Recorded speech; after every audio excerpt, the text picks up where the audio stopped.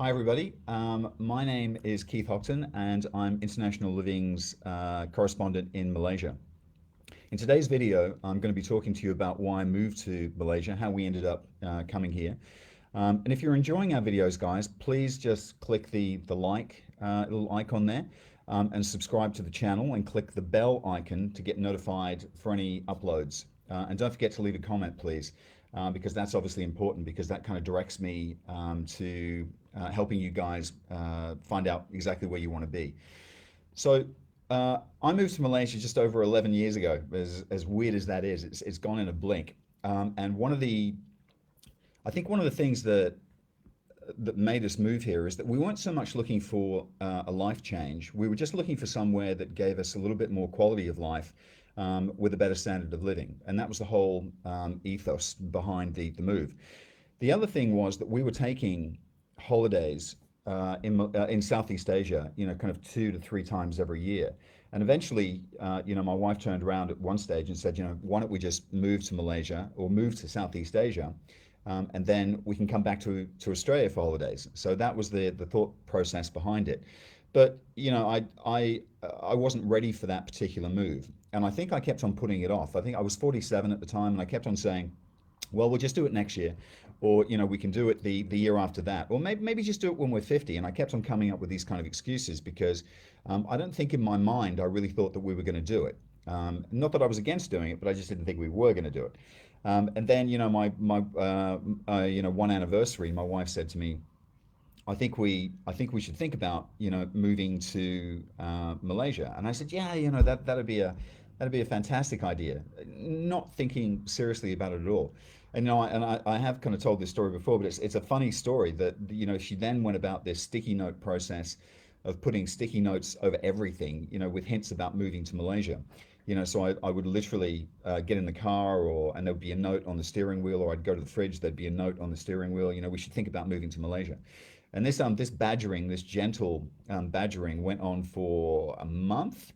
And even then, I guess it didn't click that was really what she wanted to do. I know, it's the guy stupid thing, and I think because basically it just it didn't click that I wanted to do that. It's a bit like when guys go to the fridge and we're looking for something in the fridge, and whatever it is, butter, you name it, and you go, where is it? Where is it in the fridge? Because you don't see it. Well, I was having the same effect with this sticky note thing everywhere. And then finally, on our anniversary, she with the sticky notes, drinking champagne and everything, and I turned around to her and for a conversational piece more than anything, I said, "So you really want to move to Malaysia then?" Um, and this was our anniversary, there was even more irony in that, because she actually threw the champagne glass at me, which hit me in the chest, and got up and walked out of the restaurant. And it was at that stage I think I knew that she was taking it serious. So sometimes you have to use the sledgehammer with guys to kind of get the message through. Anyway, the long and the short of that story was that literally um, 2 months later, we put the house up for sale. Because for me that was like, okay, we're going to sell the house because that means there's no coming back. We're really committed to doing what we're doing. We put the house up for sale. The house sold really quickly, and a month later, we were in Malaysia, and it was hard to believe that we're actually doing what we were doing. But one thing I would say is that I haven't regretted it since. There hasn't been a moment where I've been here and I've thought back about where I was living to the extent of what I wish I'd gone back there. I wish I'd never made this move. There hasn't been a single moment, hand on heart, that I can tell you that I've ever felt that way. And the only thing that I do think that I should have done was have moved sooner. That came through, kind of very clearly. And as the years kind of moved on, here in Malaysia, Southeast Asia is an incredibly exciting place to be. And even though I had a really good job, I was in investment banking, but even though that job paid extremely well, our lifestyle was actually very ordinary. I was earning a really good wage, and we lived in a really nice house, and we had a really nice car, all that kind of stuff. But it was just an ordinary lifestyle. Once a week we would go out with friends. and that would probably be at weekends due to work. So there was nothing dynamic about it. And what we found by moving here was that life is very dynamic. It can either be, as exciting or as not as you want it to be. And there are some weeks. I mean, the shutdown has been really interesting, right? We're all going through this period of where everybody's been confined to their homes. I've actually liked it, by the way. I mean, I know that sounds really weird, but most of my work's actually done from home anyway, so I didn't mind it so much. But and I've found that we now communicate so much more with friends who are around us, around this particular area, just by video conferencing. So um, moving to a place like Malaysia has increased our lifestyle standard. There is so much going on here all the time, from well, actually, not now, right? There's nothing going on here at the moment. So, but when all this kind of comes to an end, and of course it will, there will be a lot going on, and life will eventually return to normal after this shutdown takes place. And of course, everything's going to be a little bit different. But there's a plethora of stuff that goes on here, on a daily, weekly, and kind of monthly basis. So much, way more exciting in a life than I had in Sydney. And just before that, I was actually working in LA on a bunch of projects too. And I stayed with a buddy of mine who lives in LA, in Malibu, and their lifestyle there was exactly the same as the lifestyle I had in Sydney. So, which is everybody's lifestyle. But what we're all looking for is somewhere that we can have a better standard of living, in a place where your money can effectively go a lot further.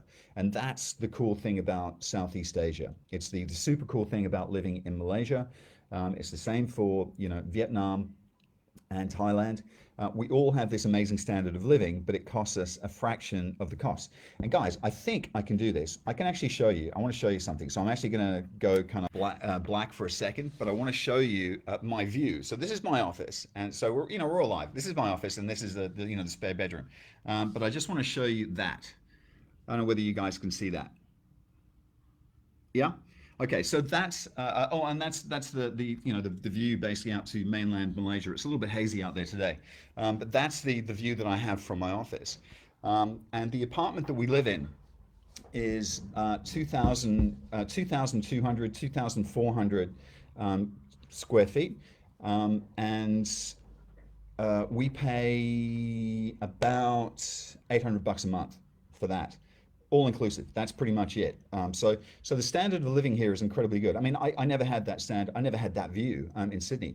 And the amazing thing about this, just before I came live, I was like, I'm going live too soon, is because there was a family, and I posted a picture of it a couple of weeks ago. There was a family of 5 otters, sea otters, actually on the beach and then just swimming past.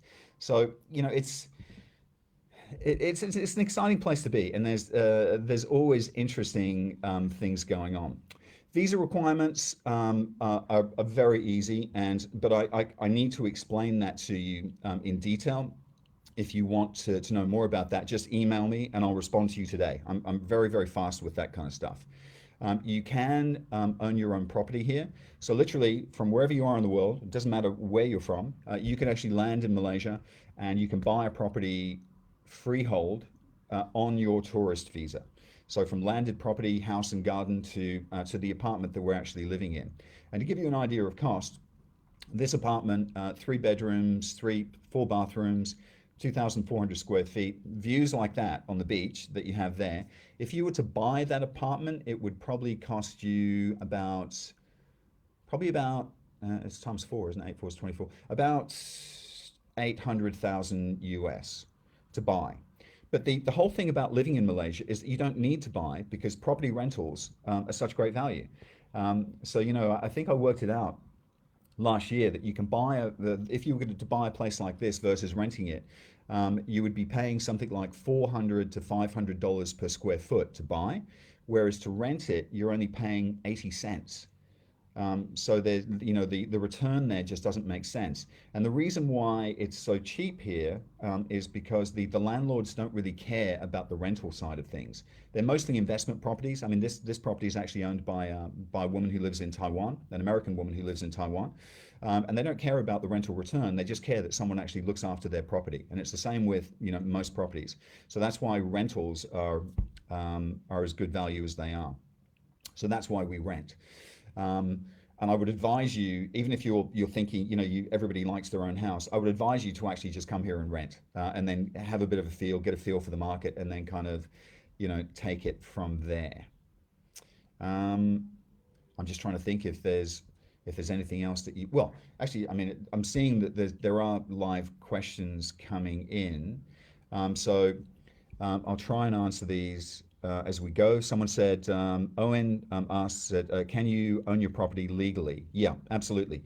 Keep in mind, Malaysia is an ex-British colony, so British law prevails here, and so all the contracts are in English, and as well as Malay, but everything's in English, so they're very easy to go through, and it would be a similar process to what you guys go through where you are in the US or wherever you're calling from. Um, Someone said, "Would love to know how to find accommodation for 3 months on Penang Island." That was from GL. Um, Very easy. There are a few expats here that have actually set themselves up, who are on MM2H, who actually live here, who just set themselves up to help other expats move here. And 3 month rentals now are very cheap, and very available, whereas they weren't when we first came here. But that's commonplace now. So you can do Airbnbs, you can do all of that kind of stuff. So that's all very easy to do. And again, if you email me, guys, I'll email you back with those contacts and just put you in direct contact with the people who are doing that. Um, what else is coming through? Janice says, she's talking about visa requirements. Janice said, just email me on those. Do you live in KL? Okay, I live in Penang. So KL is a 4-hour drive south. Have the Malaysians been welcoming? And what about healthcare? So Malaysians, hands down, are some of the most friendliest people in Southeast Asia. Everyone you talk about Thailand and how friendly the Thais were, and Malaysia is hands down the friendliest. And Malaysians are not only welcoming, they like having us here. All we do here is contribute to the economy. So yeah, they like having us here. There's no animosity. There's nothing racial about any of that kind of stuff with us here, because we're such a small minority, really, compared to the rest of Malaysia and Malaysians. So they don't mind us. So that's not an issue. Healthcare is amazing. I can actually tell you on this. I think I said to you on the last time I did this live, I actually cut my leg really badly, and I ended up running on the beach in the dark. Yeah, I know. It's one of those guy stupid things, but I was running on the beach in the dark and I ran into a rock, and I think I told you guys about this. The rock is about the size of a house, so I don't. Anyway, I ran into it and I ended up getting stitches in my leg, and I had those stitches out a couple of weeks ago, and then I had to go back yesterday to see the surgeon, just to make sure everything was okay. And where I'm going with the story is, I know that cost me, what was that, 12 ringgit? So I saw a world-class specialist surgeon yesterday. I was outside his office for maybe 5 minutes.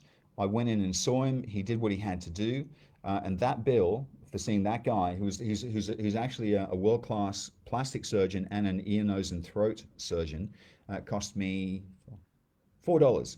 So $4 to go in and see that guy and leave. I was in and out kind of within 15 minutes.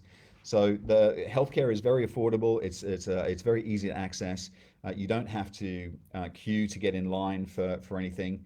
Yeah, well, there was a perfect example for you yesterday of me seeing this guy, and I actually felt so guilty about it. Not that it was $4, but he'd already told me what that cost was going to be. I felt guilty about it. I actually had to stay there and chat to him for another 10 minutes just to make me feel better, so he didn't feel as though he was being undervalued. So I was just making small chat about all sorts of stuff that just didn't make any sense. And in the end, he went, "Do you have to be somewhere?" And I went, "Yes, I do. Thank you very much." And I just went and paid the bill. So Misty has said, where are you in Malaysia? So I'm in Penang. And I've been here just over 11 years. And the dollar exchange for you guys at the moment is very good. It's one US gives you 4 ringgit 30. So $4.30 Malaysian is one US. One US $4.30 Malaysian. So it's pretty good value. So your dollar definitely goes an awful lot further. Um, I don't know what else to say, guys. I mean, it's lovely to be talking to you on a live feed, and I wish there was. I wish I could actually see you guys. I could see you guys live, so I could tell you, kind of what's going on. I could show you and what's going on here. And actually, George has just asked for another view, so let me just do that, and I'll give you another view of my view. So there's the view that I have from my apartment, and there's the beach just down there. You can see there's guys on the beach, and I think, oh yeah, there's a guy down there with his dog, just kind of walking on the beach, and that's the view across to mainland Malaysia. And like I said, we pay about 800 bucks a month for this apartment, which I think is exceptional value. And with this apartment block itself, we have our own gym, we have our own tennis courts, we have direct access to the beach, this beach down here. We have all of that, and we also have 24-hour security, and two car spaces. So, um, yeah, I think that's about it. So, guys, please send me emails. I'm more than happy to talk to all of you guys, and like I said, I'll be proactive and send stuff back to you. So don't be hesitant. Keep in mind also, I'll end on this note, guys. Please keep in mind everything that we're all going through, shutdown wise, will at one stage end. And the dreams that you guys have, keep them alive. It's all about that. If you're thinking about moving somewhere, this whole COVID thing, we've been COVID free here. We haven't had any deaths in Malaysia now for over 2 weeks. Okay, so we're COVID free, and I think, well, we opened up yesterday, so we're actually allowed to go out and do whatever we want to do now, as of yesterday. So Southeast Asia is actually it's a very good place to be, and they addressed this whole COVID issue very, very quickly. We were in shutdown, like complete shutdown. Weren't even allowed to go and walk our dogs or anything like that for 54 days. Yeah, 54 days. But the results are we're now COVID free.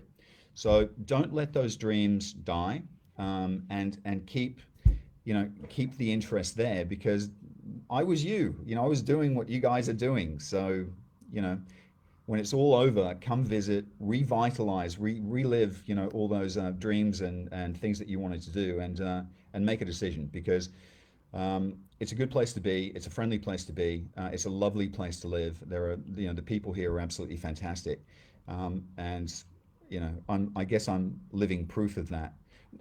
Don't get that wrong. I'm not saying that. I'm not trying to say that I'm all of that. I'm not being altruistic in saying that. What I'm trying to say is that it's a fun place. Well, you guys know what I mean. It's a fun place to be.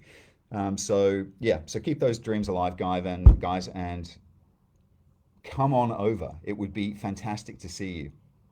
Okay, guys, I'm ending now. So please send all your emails through when and if you can. And I'll look forward to hearing from you. And I'll look forward to chatting to you again. Stay safe, guys. It'll all be over soon. And hopefully we'll see you here. Okay, take care.